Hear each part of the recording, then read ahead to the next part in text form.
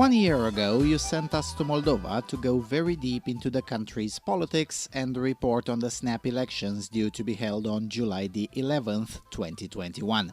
Since most of the funding came from the fans of the Romanian language channel, we reported more on the spot there, whilst for this channel we conceived this series, which, in our view, would be more appropriate since we couldn't have actually gone too much into the details of Moldova to an audience not accustomed to the fine details of this country.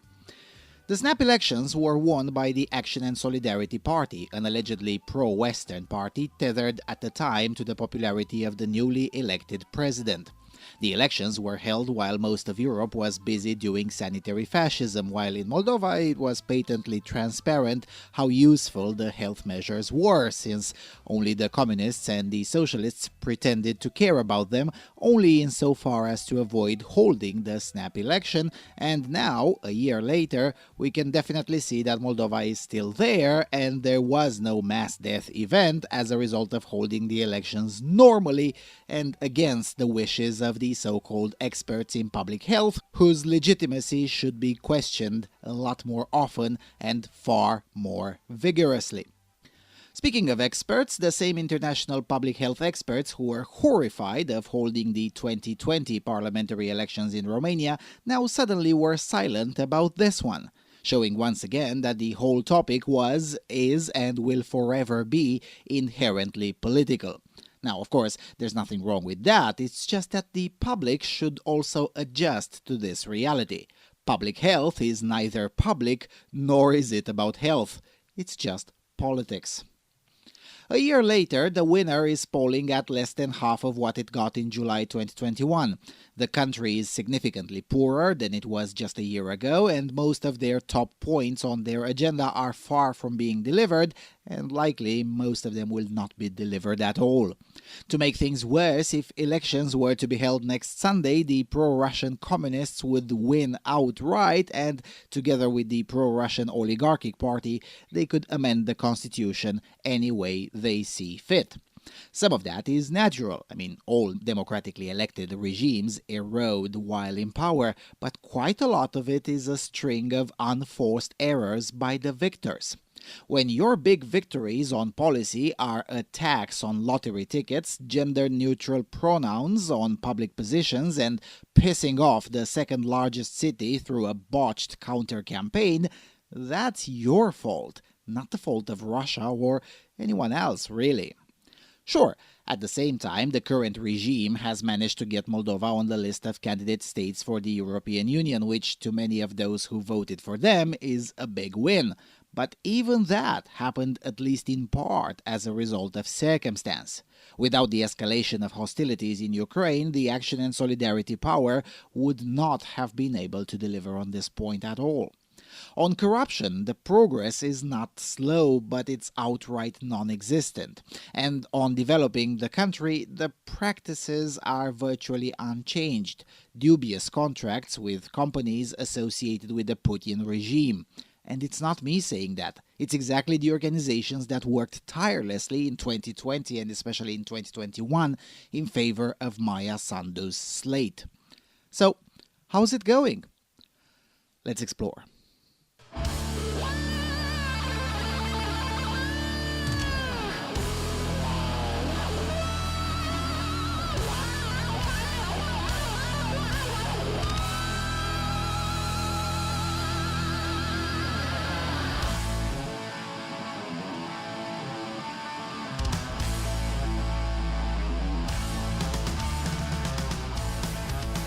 Aducem la cunoștință că întreg procesul electoral s-a desfășurat fără incidente majore și în condițiile unei transparențe totale.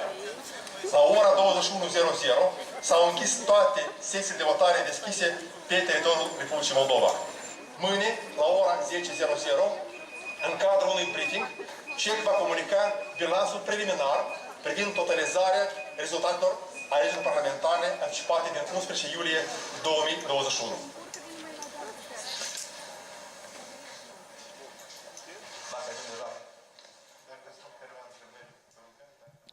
Hello everyone and welcome to the 9th featured installment of Knowing Moldova. What you're looking at right now is images from the evening of the election day, July 11, 2021. The question was whether the Action and Solidarity Party would win an outright majority or they'd need some sort of coalition. They got 53% of the votes and 63 seats in the 101-seat legislative of the poorest country in Europe. So in this video, we'll deal with three things: short history, the campaign and the results, and the aftermath after a year. So before I tell you a thing or two about the campaign, here's the brief history. In late 2020, the scheduled presidential election took place. After the first round, the German-funded, allegedly pro-Western Maia Sandu ended up in the runoff with the incumbent president, the Kremlin-coordinated and socialist Igor Dodon. Third place, Renato Usatăi with 17%. Now go back to episode 5 of this series for more background on Usatăi if you haven't seen it. All of the sociological data and knowledge about voting patterns indicated that the socialist Dodon would win, albeit narrowly, even when accounting for an out-of-the-ordinary diaspora mobilization. However, that assumed that the historically pro-Russian Bălți mogul would at least abstain from endorsing anyone, and that's because he had a personal beef with Dodon anyway. Well, to almost everyone's surprise, including yours truly, Renato Usatăi comes out of the woodwork and urges his voters to go out in the second round and cast their vote, quote, against Dodon, unquote, because although he was never, quote, a fan of Maia Sandu or her party, at least I have no evidence of her being involved in act of corruptions, unquote. The latter statement was an outright lie, but it worked.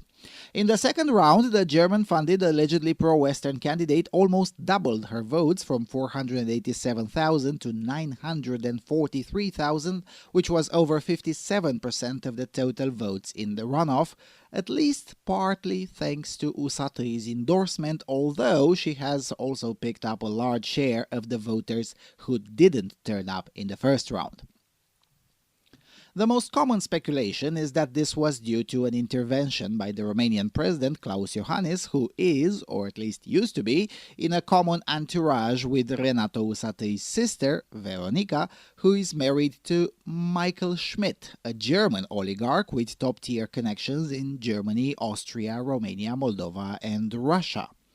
Well, while no evidence for such an intervention exists, it is a matter of fact that Usatăi essentially sabotaged his own political career from 2019 onwards till present day, just as it is a matter of fact that the only leader in the European Union, other than Merkel, that was absolutely thrilled with Maia Sandu's victory was Klaus Iohannis. Everyone else was more like, well, at least the outright pro-Russian didn't win.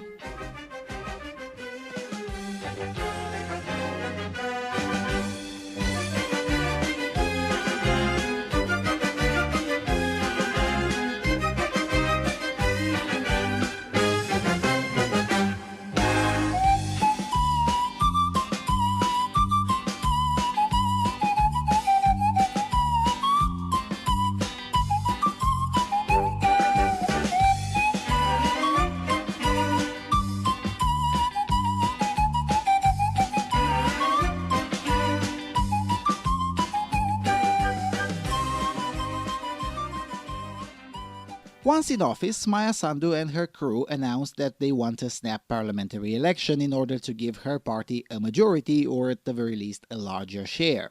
Her party only held 15 seats in a highly fractured legislative with 6 parties and 11 independents. There were objective reasons for such a desire too. The 2019 parliamentary election gave a fractured parliament which generated inherently unstable governments. It even started with a government that combined the socialists with the Action and Solidarity Party following the common effort to oust the oligarch Vladimir Plahotniuc. That effort succeeded, but the aftermath in Moldova's parliamentary politics was a dysfunctional legislative and a de facto impossibility to govern. At the same time, however, the socialists knew very well that with Maia Sandu's popularity and momentum, they would be out of power and perhaps with fewer seats if snap elections were to be held. The procedure to trigger snap elections is in itself a complicated one, requiring two proposals for a prime minister to be rejected by the parliament and then a presidential decree to dissolve the legislative. And there are many smaller conditions too. Since this was the first time this was attempted since independence, the process took a bit longer, also because it involved consultations with the Constitutional Court. Also, some parties, although nominally in agreement with the snap election, said the election should be held only after the pandemic crisis would be solved. In the meantime, polling started to show that the socialists would take a serious beating, so while by March 2021 it had become clear that snap elections will take place, the socialists were not happy with them being held as soon as possible. So suddenly, the socialists became very concerned with the pandemic after approximately nobody was concerned with COVID-19 at all throughout the whole so-called pandemic. And out of this new very found concern, the socialists voted a 60-day state of emergency without proposing any measure allegedly meant to deal with the alleged pandemic problem. The point of this exercise was to delay the elections, of course. You can't have elections while under a state of emergency. In the meantime, Maya Sandu and her friends contested the decision to enact a state of emergency to the Constitutional Court and also filed the paperwork to the court for it to certify that the parliament can be dissolved and snap elections can be ordered. The Constitutional Court, in a 3-2 vote, agrees that the parliament can be dissolved on April the 15th, and a bit over 2 weeks later, the court also agrees that the state of emergency due to COVID-19 was unconstitutional both on procedural and civil rights grounds. The same day later, President Maya Sandu issues the decree to dissolve the parliament and set the date for snap elections on July the 11th, 2021.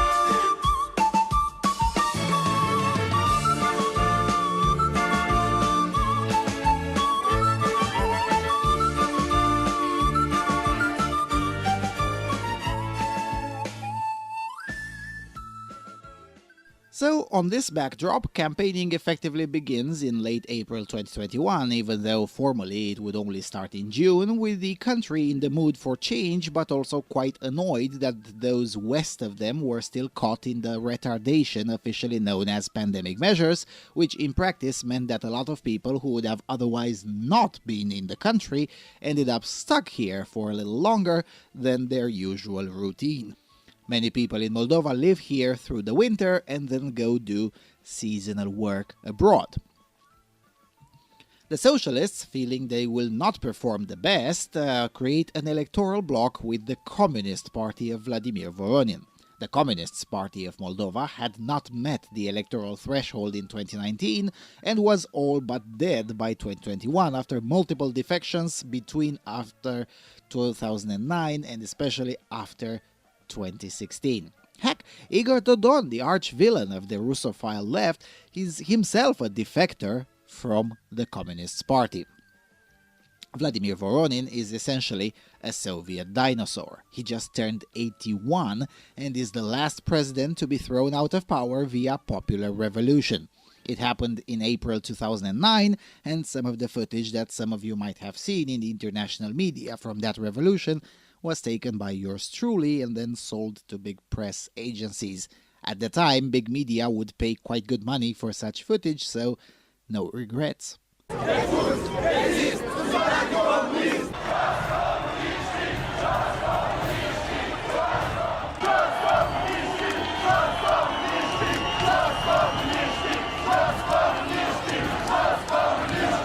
Eu am 15 ani și părinții mei de 13 ani lucrează pe psihotare. Din cauza corupției din Moldova. Afară odată cu ei! Afară! Afară! Afară! Afară! Afară! Libertate! Libertate!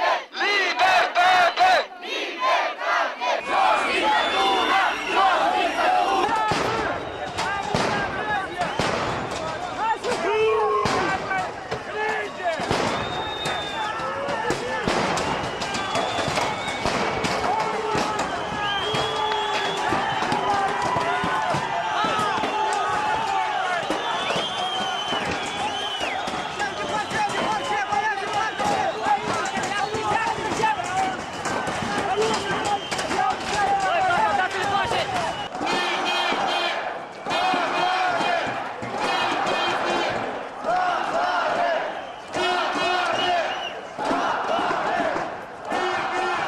Anyway, April 7 revolution had been 12 years ago, and after all, Voronin, a communist, still had agreed with an attempt of Moldova to get into the European Union. Also, as always with such regimes, after a while, amnesia and indeed nostalgia based on distorted memories sets in, at least in a part of the public. For details on how this happens, please review my video from March 2020 titled Understanding the Communist Nostalgia Phenomenon. So, long story short, Voronin, albeit forced out of power through a relatively popular revolution more than a decade ago, was judged to still have some electoral juice in him and was invited to come with a few friends, also mostly out of retirement, so that the socialists would run for the re-election with them and thus avoid a total flattening of the Russophile left. And that's how the electoral bloc of the communists and socialists was born. You will notice in these images, taken just 6 weeks after the socialists had been arguing in court that the state of emergency had to be maintained because it protects the public from the mortal dangers of the Wuhan flu, that suddenly that was no longer the case. The average age at this rally was 55, and as you can see, they made sure to keep distance and wear their chin diapers properly. Now, sorry, but I just can't not notice these things, in part because there are still way too many people out there who still genuinely believe that sanitary fascism, euphemistically called public health, is a good thing, when in reality the entire field is just garden variety tyrannical politics to be used when attempting to fulfill a goal. In the case of Moldova, the socialists' goal was that of postponing the elections as much as possible. В каждом городе Молдовы намного больше тех людей, которым дорога наша страна, которые патриоты нашей страны. Вот это мы не должны забывать. Nu uitați de sufletul moldoveanului, de tradițiile noastre și de valorile noastre. Nu trebuie cineva din alte state să ne aducă valorile lor. Ele nu ne sunt nouă proprii. It should be noted that the 2021 election marked a return to the system of proportional representation on a single national list.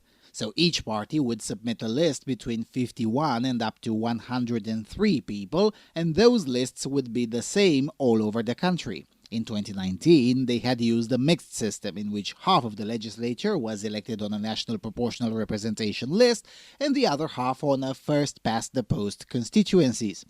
To be fair, that system was very complicated and posed a challenge even to seasoned media operatives when reporting about it. Complicated as it were, that system was much less prone at giving one party outright majority, and it also compelled politicians to campaign more locally. Sure, Moldova is a small country, but it has population centers with a lot of empty land between them, mostly for agriculture, and quite a few remote villages. That's how it's possible for this country, as small as it is, to be so ungodly complex in terms of population beliefs, identities, and politics. Anyway, the return of the national proportional representation list yielded some changes in the behavior of political parties. The Shore Party focused a lot more on getting as much as possible in Orhei district rather than stretch into areas where their appeal is low. The Socialists focused more on very high turnout in the areas they knew they would win anyway, because under this system, getting 90% instead of 60% in a district could have made a difference of 1 or maybe even 2 seats, as opposed to the previous system where it would have made roughly no difference. To also make sure the urbanites didn't forget them, they staged this huge rally on July the 4th in Chisinau, but the bulk of its campaign was focused in the Russian-speaking areas, except Orhei. The hardest task was for the Action and Solidarity Party. Sure, they had the densely populated neighborhoods in Chisinau, but it wasn't enough for a majority. Besides, they had to convince various subgroups of generic right-wingers to abandon their traditional voting patterns and opt for Maia Sandu's party as the best option to successfully flatten the socialists. Point of information here, in Moldova, the right-left paradigm is not economical nor social. It is geopolitical. The left is with Russia, the right is either with Romania or with Европейский Союз, and the center are the so-called statalists. That would be those weird people who legit think Moldova can ever be a functional state. Action and Solidarity is essentially a coalition between statalists and various right-wing factions united under the promise that they'll deliver prosperity, respect for minority rights, and European integration. In the campaign, they had to convince these disparate groups to unite under the 4chan-style PAS banner. These groups would traditionally vote for the National Unity Party or the Dignity and Truth Platform or the Populists or the Democrats and, yes, Renato Usatăi. This meant they had to stretch all over the Republic, and for them, every vote mattered. The only reason they succeeded is because they had virtually unlimited funds, because the cost of having centrally dispatched campaigners all over the territory for 30-plus days isn't cheap, nor was the cost of materials and the cost of the Western consultants that oversaw the campaign operations. Officially, Action and Solidarity spent 6.4 million Moldovan lei, which is about $340,000. Slightly more than the communists, but half of what Renato Usatăi allegedly spent and didn't even make it into the parliament. Now, if you believe these numbers, I have a big, beautiful bridge in Bendir to sell to you. In reality, the socialists also had a virtually unlimited cash supply from the Kremlin, and Action and Solidarity likely spent at least 3 times more than the official amount. Let me put it this way. If the law used by Action and Solidarity to disqualify Marina Tauber from the campaign for the city hall in Bălți had been rigorously enforced in July 2021, both the socialists and Action and Solidarity would have ended up disqualified. All things considered, though, the campaign was, for the most part, very peaceful. A few honks here and there, mostly from parties who did not make it into the parliament, but nothing out of the ordinary. By Moldova standards, it's gotta be at least in the top 5 most peaceful and easy-going election campaigns. Sure, an office of the socialists was sprayed with manure, a lot of manure. Then there's the party that launched its campaign with a girl rising up from the coffin, that I also mentioned in the 3rd episode. Then there's the Moldovan offshoot of the Romanian Populist Party getting into a spat with the separatist Transnistrian militia over them wanting to go into the separatist territory to campaign. Also, the same party got into a skirmish with the communists on the street of Chișinău over who is authorized to put what flag and where. And then there was the presidential advisor Sergiu Tofilat beating up a politician on live television after the election. But, by Moldova standards, none of this is really serious. Nobody died, nobody got hospitalized, and nobody got tortured. Also, to my knowledge, no building was burned down, so by that standard, the election was very peaceful. Now, that's not to say there were no provocations. Of course there were, but there was no serious escalation. Alright, so Action and Solidarity got 63 seats, the Socialists and the Communists 32 seats, and the Shore Party 6 seats. Everyone else got below the threshold and their votes got proportionally redistributed to the first 3. It's been a year since Action and Solidarity has been running things, and since the election I've been to Moldova 3 times and observed the evolution, or lack thereof.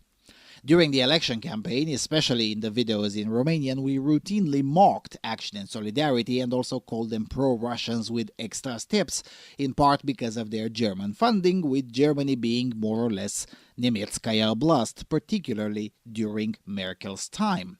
For this, we got quite a bit of flack, from accusations of being fans of Dodon to all sorts of weird name-calling.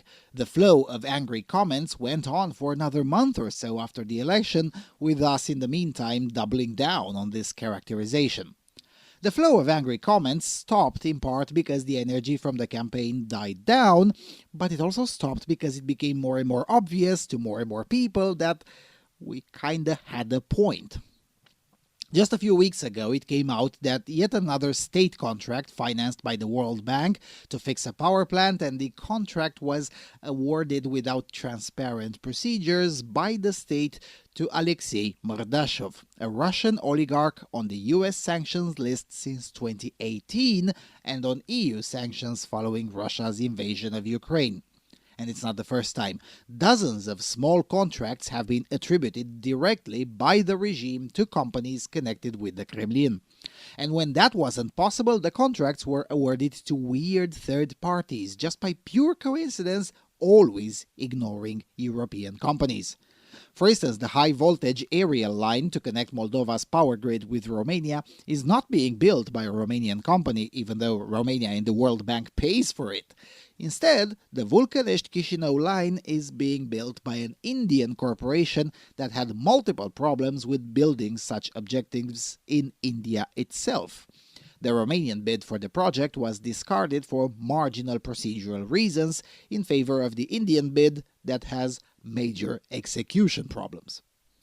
Also, while Moldova was in the news lately for being visited by Emmanuel Macron, a visit that might have cost Macron the majority in the National Assembly, or for having been granted the candidate status to the European Union, it is worth noting that the allegedly pro-European government just didn't find the time in the last year to get out of the CIS, which is the so-called Commonwealth of Independent States, which is basically a Russian-centric quasi-free trade agreement. You know how Europe is a patchwork of all sorts of treaties? The European Union is just the most well-known, but then there's the Council of Europe, which up until recently included Russia itself, the European Economic Area, the CEFTA, the EFTA, the Eurozone, the Schengen area. There's a lot of overlap between them, sure, but they're not mutually inclusive. A country can be in the EU without being in the monetary union and thus use the euro, such as Denmark, Sweden, Romania, or Poland. Well, something similar exists for the post-Soviet space too.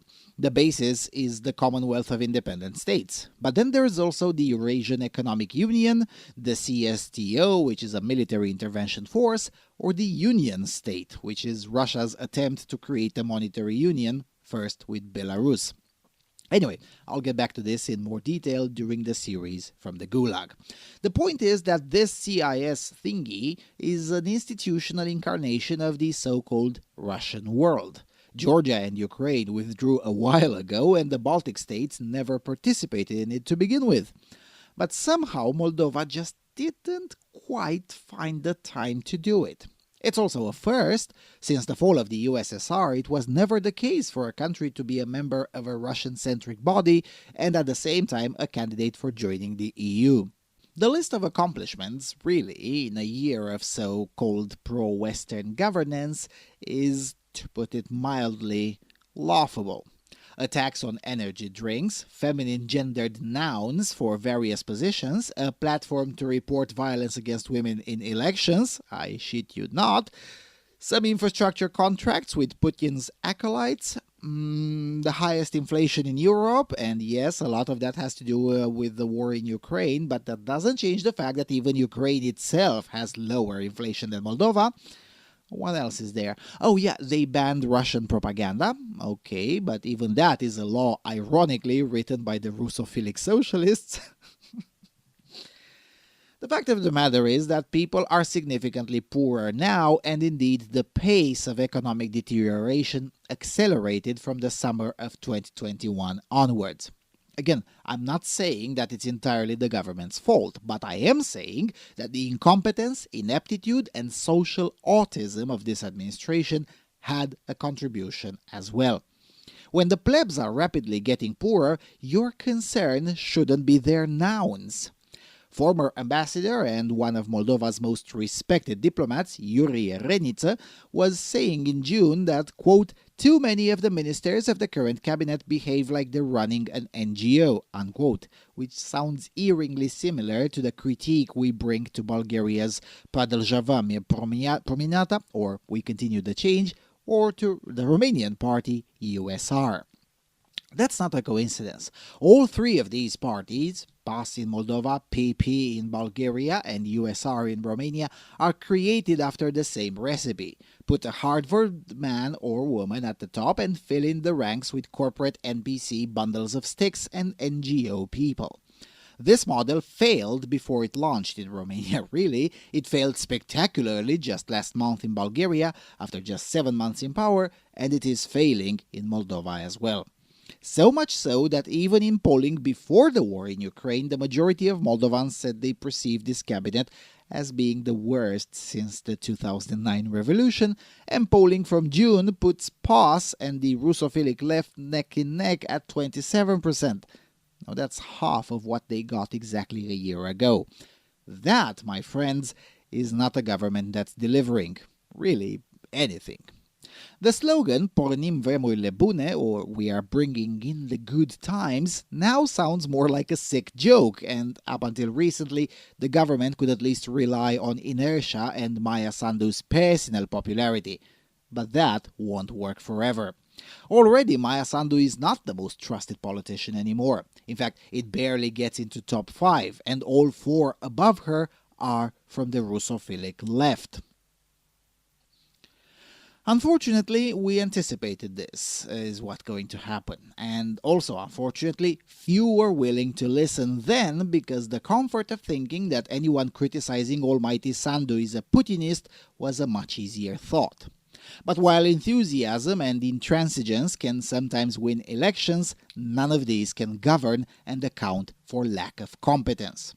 Even their supporters have started to notice these things, although they seem to believe that if they can get some convictions against big and corrupt politicians, that will do the trick because, quote, the people are waiting for justice, more justice and the punishing of the thieves, unquote, writes Moldovan journalist Vitalie Ciobanu for Deutsche Welle on July the 10th, just a day short of PAS's 1-year anniversary since the stunning election victory.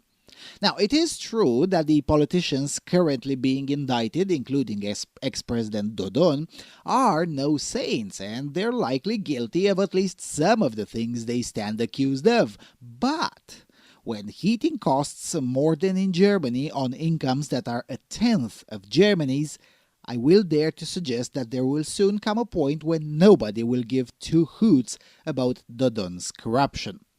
You see, people have a tendency to lose interest in these minute things when they're hungry, cold, or afraid, or in this case, all 3 at once. It also doesn't help that the regime's communication is nothing short of atrocious, and that's when they do communicate. Most of the time they don't communicate at all, which is something that the Russophilic left exploits by filling in the gaps with its own narrative. Ultimately, it's a movie we've seen before in other countries of Eastern Europe. The conventional left knows and understands how to play politics, while these new people rarely do. And the issue is made worse when the new people are in fact brought up in West Europe or even further away, which means they're fundamentally, as people, disconnected from the populace. I mean, take for instance the Prime Minister, Natalia Gavrilița. She's from present-day Transnistria. She was 12 when the USSR fell, went on to study at the JFK School of Government at Harvard University, and was basically abroad most of this century. She worked for the prognosis department under Voronin for a year and a half till 2009, then went on to work for the Global Innovation Fund, then as portfolio manager at the Oxford Policy Management, then something at the World Bank, and only came back to Moldova in 2019 to do politics.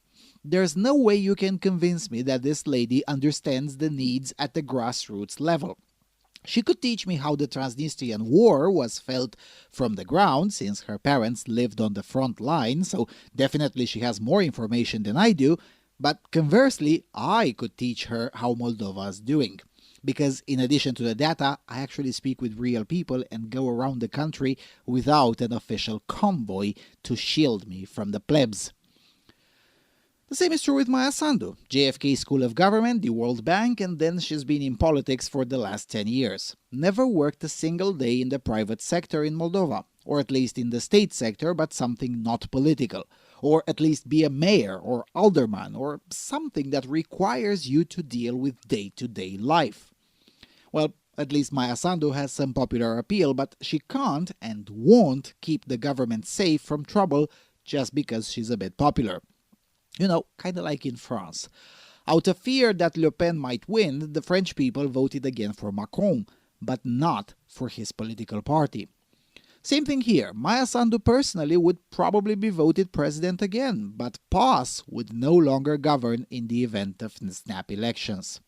And for the most part, PAS and Maya Sandu have only themselves to blame.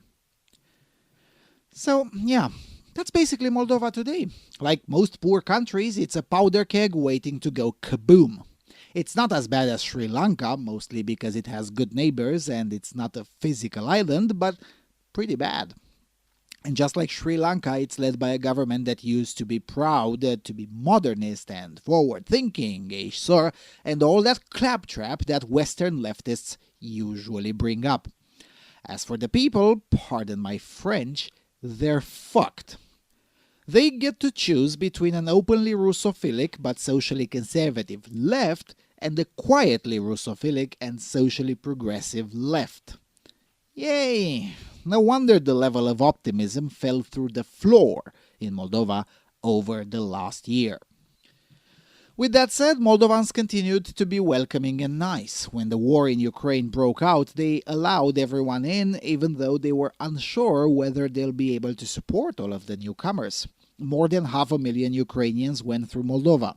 At multiple points in time during the war, Moldova had the highest number of refugees per capita anywhere in the world, and things are quite stretched even now.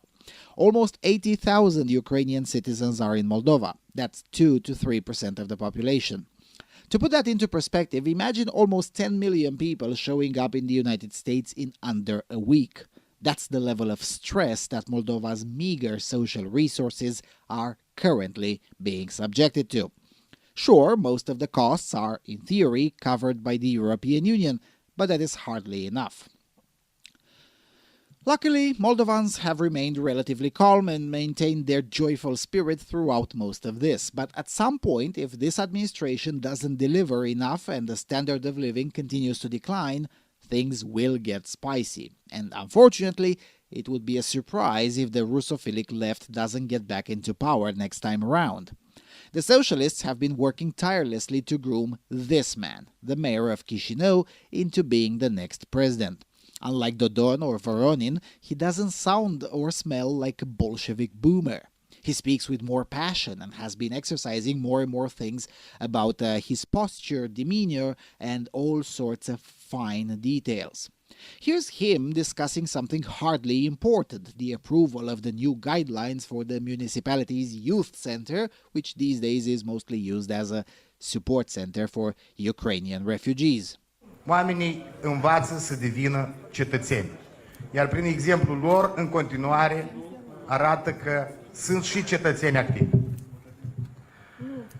Activitatea s-a început la Centrul Municipal de Tineret în sectorul Ciocana. Anul ăsta au făcut 3 ani de zile, dar vreau să știți că au crescut atât din punct de vedere calitativ, cât și din punct de vedere cantitativ semnificativ. Și da, dacă vreți părerea mea proprie, acele edificii pe care astăzi ne ajută să le reparăm UNICEF-ul sau alte instituții, programe pentru tineri, fie că este în sectorul Buiucani. Mâine vă invit pe toți în sectorul Rușcani, la deschiderea centrului din sectorul Rușcani. Now, I hope I'm wrong. I really do. But I think this guy will be the next president. He's good. He's quite good. And on top of that, none of those who should be opposing him are anywhere near as good in presenting themselves to the public. Of course, none of this would have mattered if Maya Sandu and friends would have delivered. But hey, maybe I'm wrong. Maybe PAS will deliver by 2025 and miraculously inflation goes away and all of this will have been me being excessively pessimistic. There's not a single data point suggesting that this is likely to happen, but hey, stranger things have happened before. It was unthinkable in 2008 that the commies would be physically removed from power, and then it happened. Although, admittedly, I did anticipate that one correctly. Anyway, that's really the shortest version of the story of the Moldovan election and the aftermath 1 year into the term of the first party to win an outright majority after the communists in 2001 and 2005. It is, in my humble opinion, yet another big swing and miss from the so-called pro-Western forces. But then again, maybe I'm wrong. So yeah, that's all I had to say about this. In the next and final episode, I'll try to draw some conclusions and wrap up this series. It's been a long journey from late June 2021, when we stepped foot into Moldova to gather the footage for this series, till mid-July 2022, when we're wrapping it up. But at the end of it, you will have understood Moldova quite well to at least be reasonably knowledgeable in the topic, should you need it, but also to notice the similarities from other places that are now or will soon be in the news. Speaking of which, we're in the final days of preparations for the Gulag tour, so please consider supporting that effort too. The Gulag tour will be over a month long. We'll cover 3 countries and we'll have a lot more complicated stories than Moldova. And with all of that being said, thank you all for watching. Thank you for your consistent and generous support. Don't forget to subscribe, and I will see you all soon on the Freedom Alternative.